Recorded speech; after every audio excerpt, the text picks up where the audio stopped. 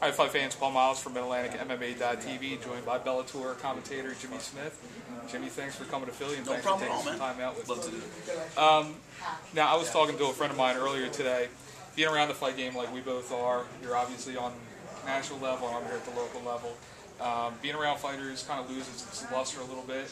Being a former host of Fight Quest, I have to admit I've got a little, not as big as when I interviewed Dan Severn, but you're right up there. I'm right up there with Dan Severn? Right up there with the beast. That's a huge compliment, man. So I just want to talk for a few minutes about that show before we get into Bellator. You're a fighter, a 170, or you are, you know. To have an opportunity like that, how much did that mean to you? How much did it improve your ability? It was huge, and I would say physically, like every style we did, there was one thing you could take home and go, oh yeah, I can use that. The way they kick is real important. The way some training technique they would use, or some diet thing. You'd always take one thing, but more than what it taught me technically, there were a lot of times when we fought like 10 guys in a row, 5 guys at once, like these ridiculous ordeals more than fights, and it's mentally you just don't give up. Like fighting one person was a vacation on that show. I was like, oh, I just fight one guy, that's awesome. So it really toughened me up mentally. It made me realize that if you can survive whatever you're doing, you can always overcome it, and that was huge. That's why I took away with it more than anything. Now, being an MMA guy at heart, having a Brazilian Jiu-Jitsu base, going to Brazil to train with the Gracies, how big was that for you? That was great. That was awesome. What happened was the producers were really worried because I already know Jiu-Jitsu, how to make it interesting. So the first day I went into the Gracie Academy, I fought everyone in the room for 3 hours. Like they were just sitting against the wall waiting to fight me, and I remember I finished and I walked to the hotel and like my face is like out here because I was just getting geeked to death. I mean, I did all right for half hour, and after that you're just like, you're tapping just to get people off you. Like, okay, just if you will get off me, I will tap. And so I said, okay, I got haze. That happens a lot, no problem. The next day they did the exact same thing. For 2 days in a row, I was just fighting everybody all the time, and it was just, we went through those kinds of things a lot. We're just like, okay, I can get through it. I will be all right. I just have to get through this. And being the original Gracie Academy was no different, man. I was just fighting everybody all the time, but technically it was really awesome. What's different in Brazil, I trained with Novignon the last time I was down there, and is instead of 1 or 2 black belts, they're like 7 or 8. You know, so everybody, if you turn around and go, hey, could you show me this? The guy's been doing it for 15 years. It's not like it's all blue belts and one instructor. It was everybody's good. And so the pool of knowledge in there, and then they'd show me a choke, and then somebody else would go, oh yeah, but there's this different one where you put your leg over the top, and there's just so much knowledge in one room, and when you want to learn, it's the best place to do it. Now, when the show got done and you went back to your home gym to start training, did you have any problems being the TV guy? A little bit. It's more when I go to other gyms. The guys I train with, they don't care. You know, oh great, yeah, wonderful, and they beat me up. It doesn't make any difference. But when I go to other gyms, it's a little weird. I remember I had this guy Miles at Top Team in Long Beach. That's who I train with, and I mounted this guy, and he literally goes, man, I got mounted by Jimmy Smith from Fight Quest, and I go, yeah, all right, you know, because it's all the same to me. But you like start grappling with the guy, and they're almost like, they don't do anything. They're like, wow, they're just weirded out to be rolling with you, and to you it's just another comment. You're just rolling like you always do, and then they're all weirded out. It's a little strange when you go to a new gym, but the guys I train with all the time, they're used to it by now. Now, last Fight Quest question, and we'll move on to Bellator. From your experience going all over the place, training all the different styles that are out there, if there's one style that you got experience with on the show that you think could be helpful for the MMA community, one style that you think guys should go search for to help improve their cage fight game, what style do you think? You know what was really interesting to me, aside, you know, MMA is really Muay Thai, boxing, wrestling, and Jiu-Jitsu. Maybe Sambo or Judo, but those are the 4 basics that everybody knows. What I found really interesting was when I was doing Kali Eskrima, doing stick fighting, the speed, the reflexes on those guys was incredible because those sticks are so fast. Their range of vision was so wide, and their reflexes were so fast that if you did that for a little while, and I fought other guys, stick guys, in Muay Thai and boxing and stuff, and their reflexes are off the chart because they're used to having to see a stick, you know, that's so much faster than a hand.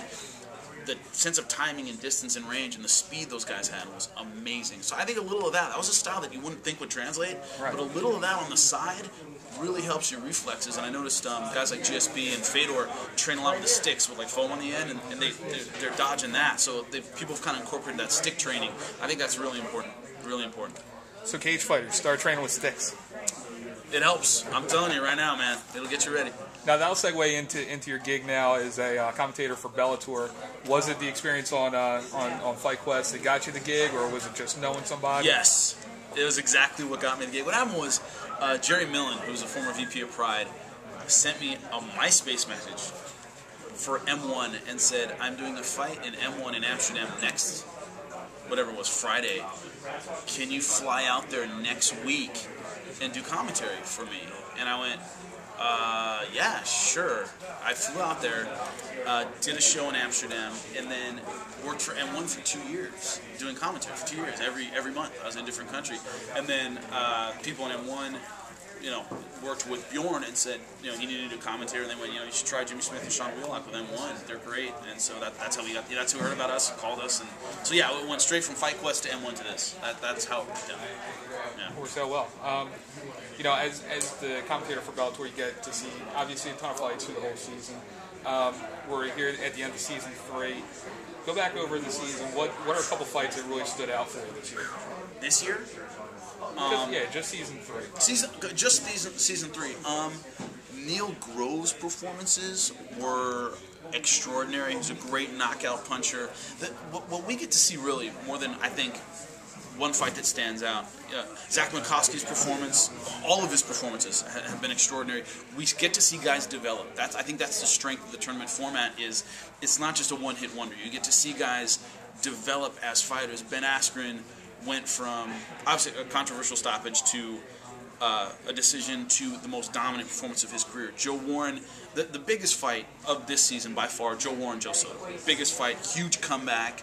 And it showed Joe Warren, who hadn't finished anybody, had virtually no knockout power, hadn't finished anybody, has the biggest knockout of his career in the biggest fight of his career. I mean, that's what Bellator's all about, is seeing these guys develop and progress and get better. So, and as far as the pinnacle of that, Joe Warren, Joe Soto is it. I mean, when I was looking at that fight going, one of my keys to victory was, hey, Joe Warren's not a great finisher. If Soto can hit him, can land that knockout punch, he has 5 rounds to do it, and that was totally wrong. In the second round, he ended up knocking him out. No one could believe it.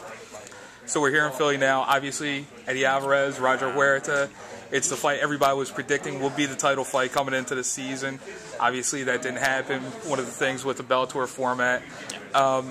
What are you going to be? What are the keys to the fight going to be for that fight? What are you going to be predicting tomorrow night? One thing that's very important is that when he lost to Pat Curran, he won it on my scorecard, 29-28, but the judges gave it to Pat Curran, very close fight.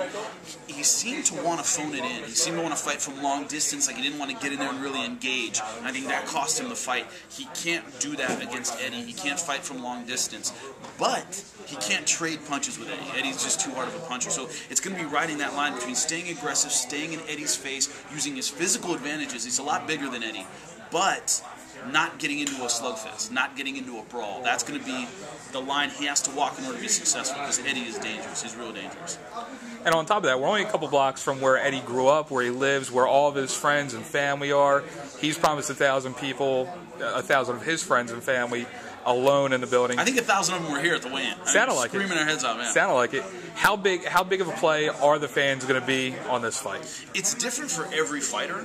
Some guys tell me I don't even notice the fans. I have no idea. Other guys feed off of it. Eddie's one of those guys who feeds off of it.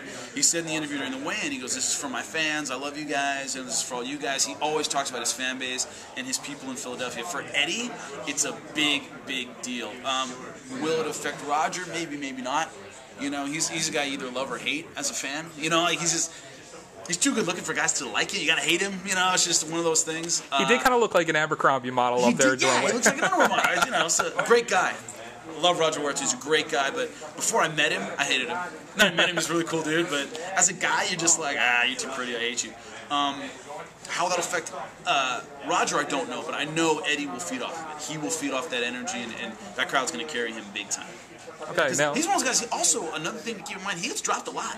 He gets hit and dropped in a lot of fights, and he always gets back up. And having that crowd yelling for you, I think, is one of the factors that propels him back up. Now the site covers just Pennsylvania and New Jersey, the Mid-Atlantic fight game. We don't get a lot of national shows out here.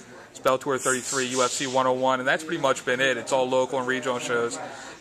Your experience so far, obviously we haven't gotten to the fight yet, but how does Philadelphia rate against Kansas City and Connecticut on this on the as map? Far as fan energy, Philadelphia is huge. It's just this weigh-in. I was like, are they going to stop chanting so I can ask my question? I was like, I don't know if they'll be able to hear me. I mean. And then on the way up here, I was with Eddie, and we got off the elevator together, and the staff of the hotel were stopping us and taking photos, and oh my God, I'm your biggest fan, I love you, and all this stuff. And Philly's just a big sports town. It's just a huge sports town. I mean, when they get behind somebody or a team, they are loyal to the death. And when you saw Kurt Pellegrino fought in the UFC here, man, the crowd's just screaming and yelling. It's a great place to have fights, great place to go to a fight. The Bellator coming back? Have you heard any inside? Yeah. Any memo? I have heard nothing. They have to come back. I know they're going to come back. It's Bjorn's a smart guy, and he knows that if the crowd's behind Eddie and the place sells out, they're coming back. He puts asses in seats, and Philly huge fight fans, so they're going to be coming back. I like it. I appreciate it, Jimmy. Thank you for your time. Thank you, buddy. Glad to be here. Appreciate it.